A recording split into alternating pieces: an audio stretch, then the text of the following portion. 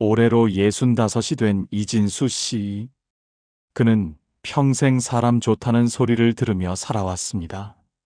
학교 다닐 때부터 지금까지 늘 주변에는 사람들이 북적였고 본인 스스로도 사람들과 어울리는 것을 인생의 큰 즐거움으로 여겼습니다.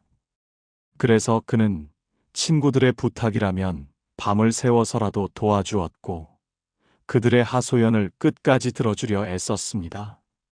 그것이 사람 사는 도리이고 잘 사는 인생이라 믿어 의심치 않았습니다. 그런데 최근 들어 이진수 씨의 마음 한구석에 무거운 돌덩이가 하나 내려앉은 것 같습니다. 아침 8시 진수 씨의 핸드폰이 울립니다. 아직 아침밥도 먹기 전인데 전화가 왔습니다. 화면을 보니 고등학교 동창 박영호입니다. 진수 씨는 한숨을 쉬며 전화를 받습니다. 영호의 목소리가 들립니다. 작년에 샀던 땅이 벌써 2배 올랐다는 자랑입니다.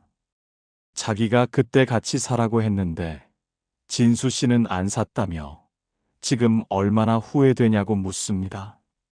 그때 내 말을 들었어야지 똥고집 부리더니 그 좋은 기회를 날려먹고 말이야. 15분 동안 영호의 땅값 자랑이 이어집니다. 진수 씨는 그저 그래, 잘 됐네, 대단하다, 맞장구만 칩니다. 통화를 끊고 나니 속이 쓰립니다. 밥상에 앉았지만 밥맛이 없습니다. 아내가 누구 전화였냐고 묻습니다. 진수 씨는 영호라고만 짧게 대답합니다. 아내는 또 뭐래냐고 묻고 진수 씨는 땅 샀다고 올랐다고 그 얘기라고 답합니다. 아내는 고개를 저으며 설거지를 시작합니다.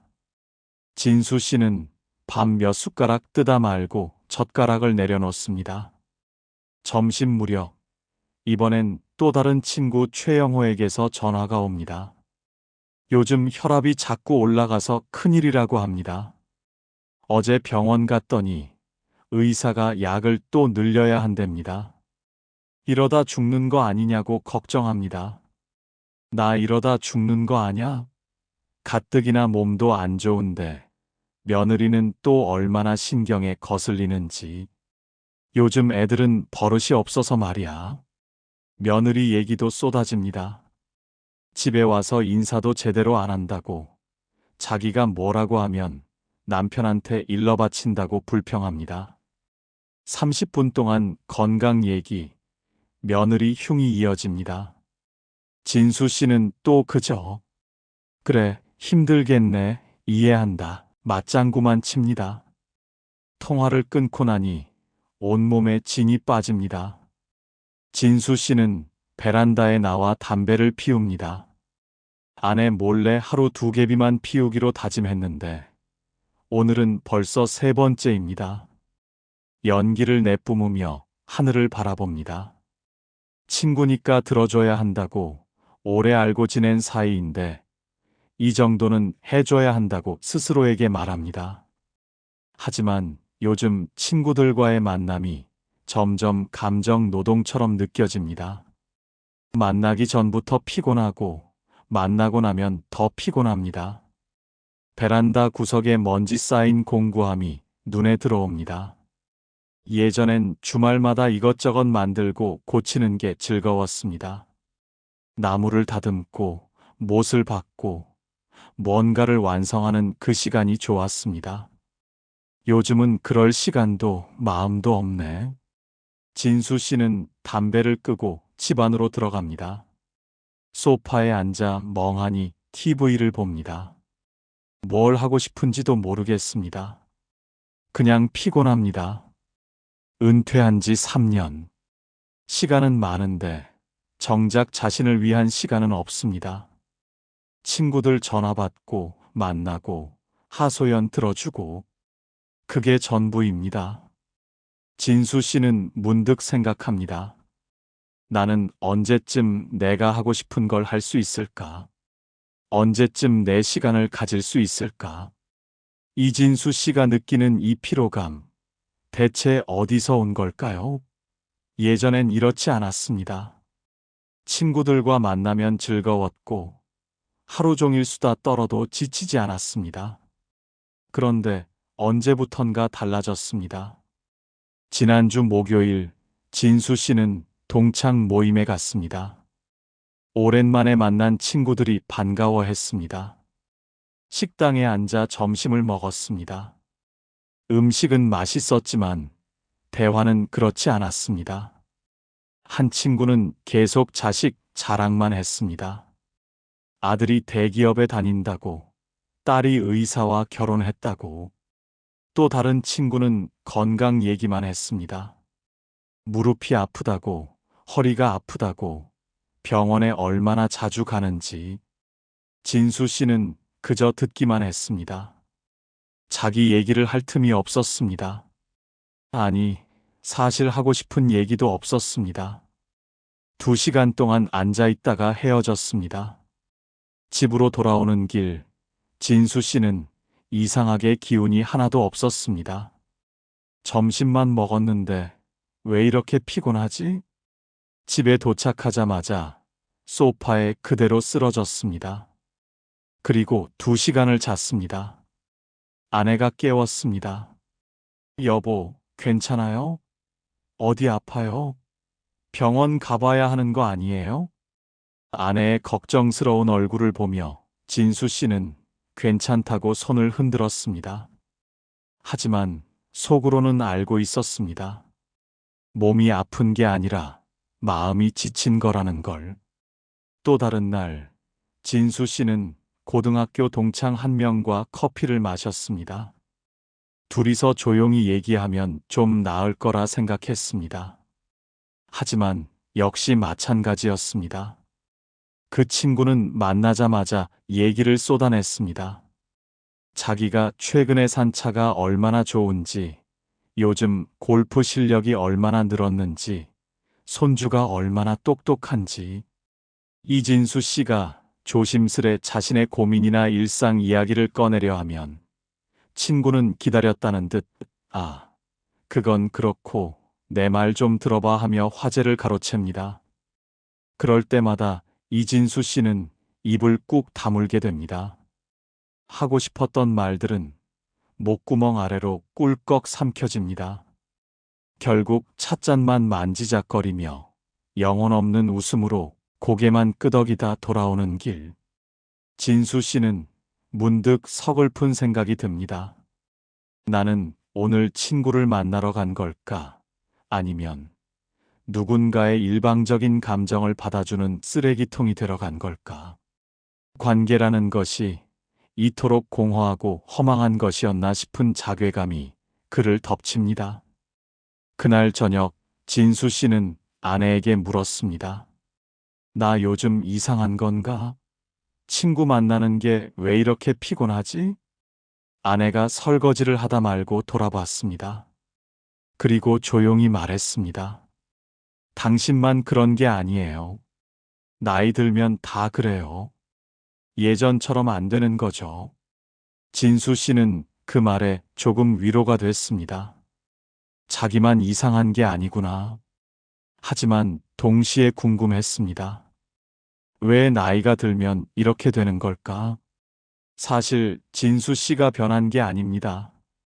뇌가 자연스럽게 나이 든 겁니다. 뇌과학적으로 보면 나이가 들수록 뇌는 부정적인 감정 소모를 감당하기 버거워합니다. 젊었을 때는 스트레스를 받아도 회복이 빨랐습니다. 친구의 불평을 들어도, 자랑을 들어도 술 한 잔 마시고 자고 나면 괜찮았습니다. 하지만 예순을 넘긴 우리의 뇌는 다릅니다. 부정적인 감정 소모를 견디는 힘이 예전만 못합니다.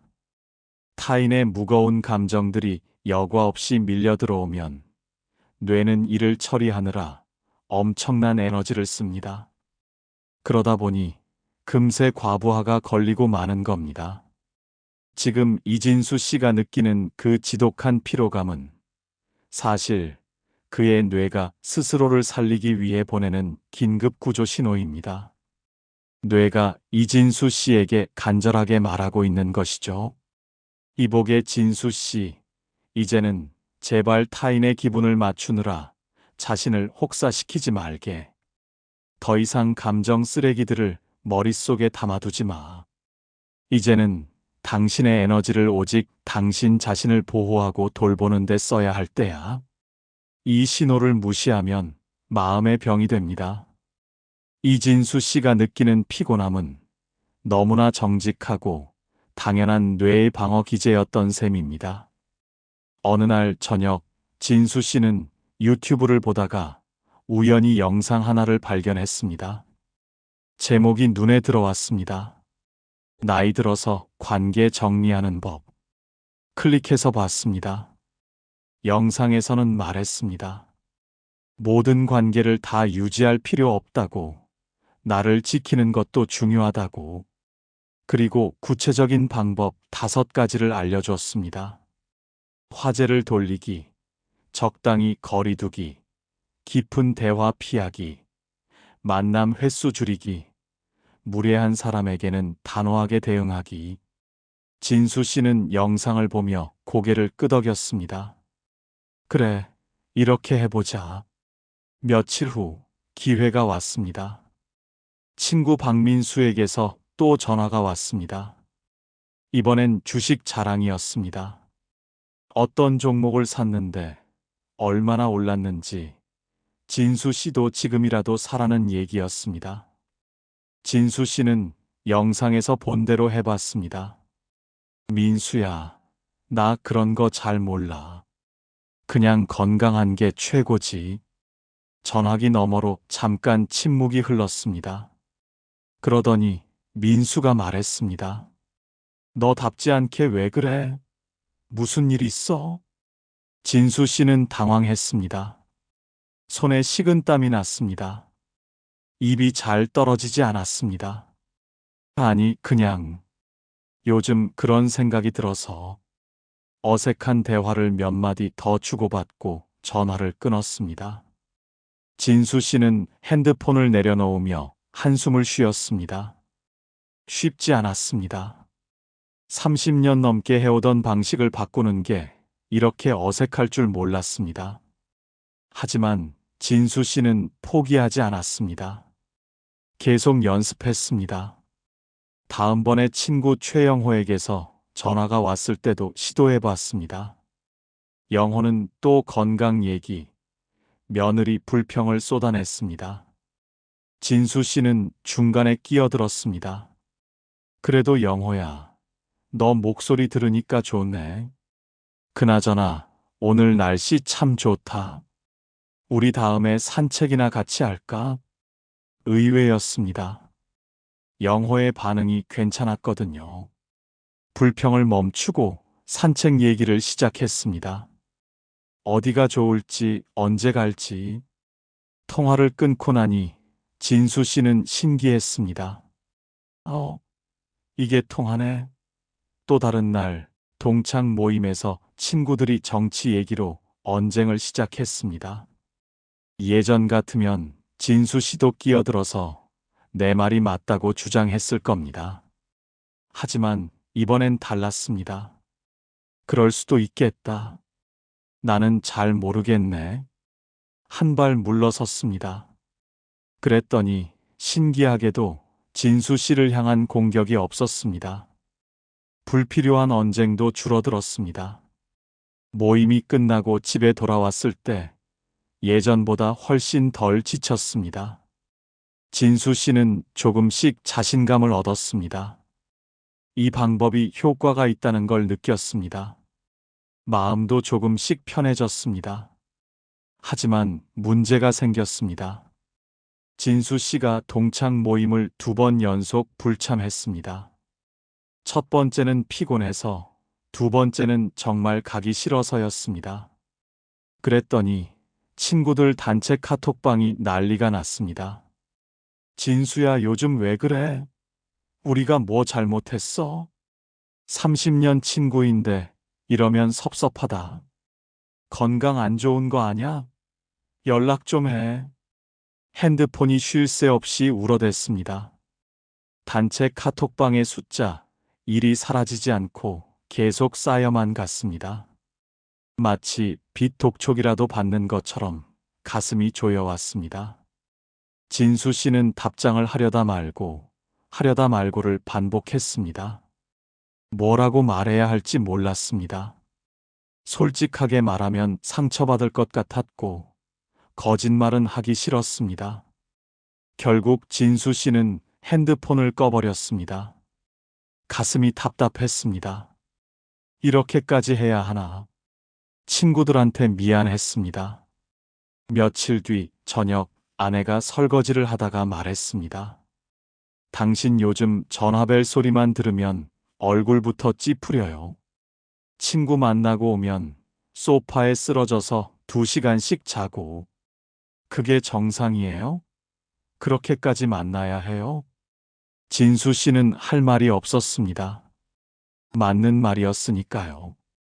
아내는 계속 말했습니다. 나이 들면 체력도 줄고 에너지도 줄어요. 당신 힘든 거 나도 다 알아요. 억지로 만나지 말아요. 진수 씨는 고개를 끄덕였습니다. 하지만 마음은 복잡했습니다. 30년 넘게 함께한 친구들인데 이렇게 관계를 정리해도 되는 걸까? 며칠 후 진수 씨는 동네 은행에 갔습니다. 번호표를 뽑고 기다리는데 누군가 다가왔습니다. 동창 중 한 명이었습니다. 진수 씨는 어색하게 인사했습니다. 오랜만이야. 친구는 차가운 눈빛으로 쳐다봤습니다. 요즘 바쁘시네. 전화도 안 받고. 아, 미안해. 좀 정신없어서. 친구는 더 이상 말하지 않고 고개만 끄덕였습니다. 어색한 침묵이 흘렀습니다. 진수 씨는 번호가 불리길 기다렸습니다. 빨리 이 자리를 벗어나고 싶었습니다. 은행 업무를 마치고 나오는데 친구가 다른 지인과 서 있는 모습이 보였습니다. 두 사람이 진수 씨를 힐끗 보며 수군거렸습니다. 진수 씨는 못 본 척하고 빨리 걸어 나왔습니다. 가슴이 철렁했습니다. 집에 돌아온 진수 씨는 소파에 앉아 한참을 멍하니 있었습니다. 머릿속이 복잡했습니다. 내가 너무 이기적인가? 30년을 함께 했는데 그냥 예전처럼 다 받아줘야 하나? 친구들이 날 나쁜 사람으로 생각하겠지. 동네에 소문도 날 거야. 진수가 친구들 다 버렸다고. 하지만 동시에 다른 생각도 들었습니다. 이대로 계속 만나면 내가 무너질 것 같은데. 내 건강도 내 마음도 지켜야 하는 거 아닌가? 친구 관계 때문에 내가 이렇게 힘들어야 하나? 며칠간 진수 씨는 이 고민에서 벗어나지 못했습니다. 밤에 잠도 잘 오지 않았습니다. 베란다에 나가 담배를 피우며 계속 생각했습니다. 일주일 후 진수 씨는 결심했습니다. 더 이상 끌고 갈 수 없었습니다. 핸드폰을 켜고 단체 카톡방에 들어갔습니다. 읽지 않은 메시지가 100개가 넘었습니다. 진수 씨는 한참을 망설이다가 메시지를 작성했습니다. 친구들아, 미안해. 당분간 혼자 있고 싶어. 여러분이 잘못한 게 아니야. 그냥 나 좀 쉬고 싶어. 메시지를 보내고 단체방을 나왔습니다. 손이 떨렸습니다. 핸드폰을 내려놓는 순간 묘하게 가슴이 뻥 뚫리는 느낌이 들었습니다. 동시에 미안함과 죄책감도 밀려왔습니다. 그런데 잠시 후 핸드폰에 개인 카톡이 몇 개 왔습니다. 단체방에서는 조용했던 친구들이었습니다. 진수 씨는 조심스럽게 메시지를 열어봤습니다. 진수야, 충분히 이해해. 나도 요즘 모임 부담스러웠어. 천천히 푹 쉬고 언제든 편할 때 연락 줘. 또 다른 친구가 보낸 메시지도 있었습니다. 우리 둘이 가끔 조용히 커피나 한잔하자. 그게 더 편할 것 같아. 진수 씨는 눈시울이 뜨거워졌습니다. 모두가 등을 돌린 게 아니었습니다. 자기를 이해해주는 친구들이 있었습니다. 진짜 친구는 따로 있었던 겁니다. 진수 씨는 깨달았습니다. 이건 친구를 버리는 비정한 선택이 아니었습니다. 내 감정을 보호하고 끌려다니던 관계의 주도권을 내가 쥐는 지혜였습니다. 뇌과학에서는 우리 인간이 자신의 삶을 스스로 통제하고 있다고 느낄 때 무기력과 우울에서 벗어난다고 말합니다. 진수 씨는 지금 남의 기분에 끌려다니던 운전대를 비로소 자기 손으로 움켜쥔 것입니다. 관계의 주도권을 되찾고 나니 신기하게도 무언가를 새로 시작할 수 있는 에너지가 솟아오릅니다. 진수 씨는 다음 날 바로 집 근처에 있는 전통 목공 교육원을 찾아갔습니다. 어릴 때부터 마음속 깊이 품어왔지만 사는 일에 쫓겨 감히 엄두를 내지 못했던 일.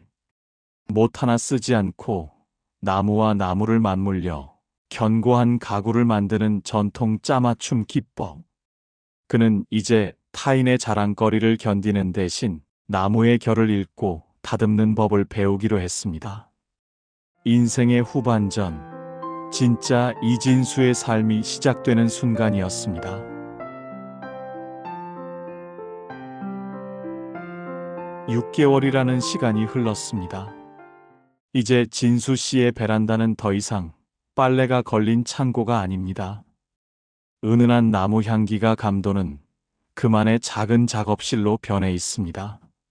앞치마를 두르고 작업대 앞에 선 진수 씨의 손길이 분주합니다. 사포를 쥔 손에 힘을 주어 나무 표면을 매만지는 그의 표정은 그 어느 때보다 진지하고 평온합니다. 고운 나무 먼지가 공중에 날리지만 진수 씨는 개의치 않습니다. 오히려 매끄러워지는 나무의 감촉에 집중하며 엷은 미소를 짓습니다. 6개월 전 진수 씨는 새로운 세계를 만났습니다. 바로 전통 목공입니다. 못 하나 쓰지 않고 나무와 나무를 정교하게 잇는 전통 짜맞춤의 매력에 푹 빠졌습니다. 어릴 적부터 손재주 좋다는 소리를 들었으면서도 왜 이제야 이 길을 찾았나 싶을 정도로 몰두했습니다. 베란다 구석에서 먼지만 쌓여가던 낡은 공구함을 다시 꺼낸 그날부터 진수 씨의 삶은 소리 없이 바뀌기 시작했습니다. 그리고 지금 작업대 한쪽에는 거의 완성되어 가는 작은 찻상이 놓여 있습니다. 전통 짜맞춤 방식으로 만든 작품입니다. 서툴지만 정성이 가득 느껴집니다. 진수 씨는 가끔씩 찻상을 쓰다듬으며 뿌듯해합니다. 벽에는 제10회 아마추어 목공의 공모전 안내 포스터가 붙어 있습니다. 진수 씨는 이 찻상으로 공모전에 출품할 계획입니다. 상을 받을 수 있을지는 모르겠습니다. 하지만 중요한 건 그게 아닙니다. 이렇게 뭔가에 몰입하고 완성해가는 과정 자체가 행복합니다. 요즘 진수 씨는 하루가 짧습니다. 아침에 일어나면 베란다로 나갑니다. 커피 한 잔 마시며 오늘은 뭘 작업할지 생각합니다. 그리고 몇 시간이고 나무를 다듬습니다. 점심 먹고 나면 또 작업합니다. 저녁이 되어서야 아내가 부르면 그제야 공구를 내려놓습니다. 예전 같으면 이 시간들을 어떻게 보냈을까요? 친구들 전화 받고 만나서 하소연 듣고 집에 와서 탈진해서 소파에 쓰러지고 그게 전부였습니다. 하지만 지금은 다릅니다. 그 시간들이 온전히 나를 위한 몰입의 시간으로 채워지고 있습니다. 핸드폰이 울립니다. 진수 씨는 손을 닫고 핸드폰을 집어듭니다. 6개월 전 자기를 이해해 주었던 친구 중 한 명입니다. 메시지를 열어봅니다. 진수야, 다음 주 수요일 시간 되면 우리 둘이 조용히 커피 한잔 할까? 진수 씨는 미소를 지으며 답장을 보냅니다. 좋지, 그날 보자. 짧고 간단합니다. 부담 없습니다. 만나서 뭘 얘기할지 미리 걱정하지 않아도 됩니다. 그냥 편하게 만나서 커피 마시고 가볍게 안부 묻고 헤어지면 그만입니다. 6개월 전 단체방을 나온 후 불편한 관계는 자연스럽게 정리됐습니다. 땅값 자랑하던 박민수는 더 이상 연락하지 않습니다. 건강 염려와 며느리 흉만 늘어놓던 최영호도 마찬가지입니다. 처음엔 섭섭했을지도 모릅니다. 하지만 진수 씨는 후회하지 않습니다. 대신 자기를 이해해주는 친구 서너 명이 남았습니다. 한 달에 한두 번 만나 가벼운 안부를 묻습니다. 서로에게 부담 주지 않습니다. 자랑도 불평도 하지 않습니다. 그냥 편하게 시간을 보냅니다. 그것만으로도 충분합니다. 오히려 이제야 진짜 친구가 누구인지 알게 된 것 같습니다. 30년을 함께 했다고 다 친구가 아니었습니다. 진짜 친구는 내가 힘들 때 이해해주고, 거리를 존중해주고, 부담 주지 않는 사람이었습니다. 진수 씨는 다시 작업대로 돌아갑니다. 찻상의 마지막 모서리를 다듬습니다. 사포질을 하며 생각합니다. 65세, 은퇴한 지 3년. 이제야 진짜 내 삶을 살기 시작한 것 같습니다. 예전 같으면 이 시간에 휴대폰을 붙잡고 누군가의 하소연을 듣느라 기운을 다 뺏겼을 테지만 이제 진수 씨의 저녁은 오롯이 자신의 숨소리로만 가득합니다. 그는 비로소 알게 되었습니다. 나를 지키는 품격 있는 경계가 얼마나 나를 자유롭게 하는지를 말입니다. 여러분도 혹시 진수 씨와 같은 고민을 하고 계신가요? 오래된 인연이라는 이유로 혹은 미안하다는 마음 때문에 차마 거절하지 못하고 타인의 감정을 온몸으로 받아내고 있지는 않나요?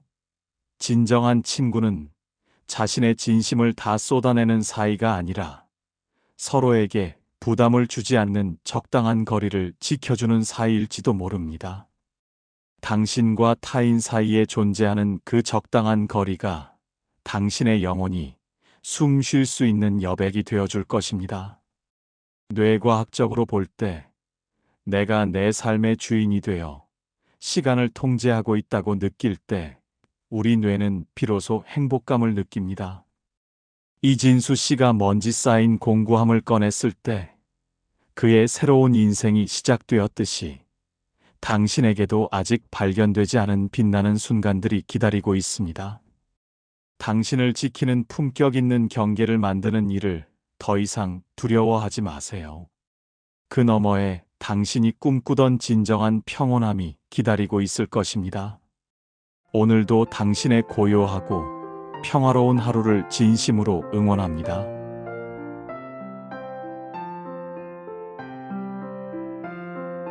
오늘 이진수 씨의 이야기가 여러분의 마음에 작은 울림을 주었다면 구독과 좋아요로 함께 마음을 나눠주세요.